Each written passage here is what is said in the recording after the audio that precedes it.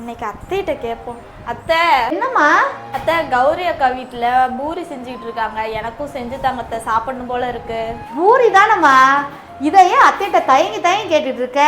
ஒரு வீட்டில் கோதுமை மாவு இருக்கு, மாமாட்ட போய் சிக்கன் வாங்கிட்டு வர சொல்லிட்டு கோதுமை மாவு பிணையிறேன். உனக்கு பூரி தானே, ஒரு நிமிஷத்தில் செஞ்சு தரேன். சரிங்க அத்தை, வாங்க நானும் ஹெல்ப் பண்ணுறேன். அதெல்லாம் வேணாம்மா, நீ ஹெல்ப் எல்லாம் பண்ண வேணாம். நீயே கன்சீவா இருக்க, போய் உட்காருமா. சரிங்க அத்தை.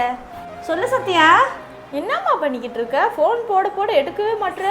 அது இல்லைம்மா, பிரியா பூரி கேட்டுச்சு, அதாவது மாவு பேசிட்டு இருந்தேன், அதே ஃபோன் எடுக்க லேட் ஆயிடுச்சு. சொல்லுமா. ஏம்மா கொஞ்சமாச்சும் அறிவு இருக்கா? அவள் கேட்குறதுக்குலாம் நீ ஆடுவியா? உடனே செஞ்சு தரணுமா? ஏம்மா உடனே செஞ்சு கொடுக்க கூடாதா? இப்போதான் அவளே 10 வருஷம் நின்று கன்சீவா இருக்கா.